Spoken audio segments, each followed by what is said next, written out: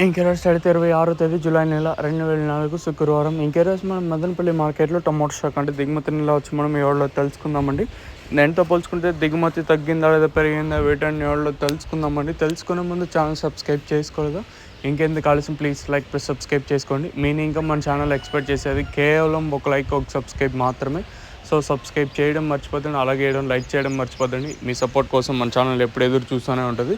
So ఇంకా channel subscribe చేసుకోకుండా అలాగే లైక్ చేయకుండా చూస్తుంటే వెంటనే లైక్ ప్లస్ సబ్స్క్రైబ్ చేసుకోండి. ఇంకా విషయానికి వస్తే తెలిసిందే కదా, మదనపల్లి మార్కెట్లో సుమారుగా ఒక 29, 30, 32, 33 అయితే ఉన్నాయి. ఇంకా దిగుమతుల గురించి మాట్లాడుకోవాల్సి వస్తే మనం ముందుగా ఓవరాల్గా టీవీఎస్ మండి లైన్ మొత్తం చూసుకున్న పెద్దగా మార్పు అయితే లేదు. అలాగే జీపీఆర్, ఎంఆర్ఎం, భాగ్యలక్ష్మి, అలాగే ఎస్సీఎస్ మండి లైన్ చూసుకున్నా కూడా పెద్దగా మార్పు అయితే లేదు.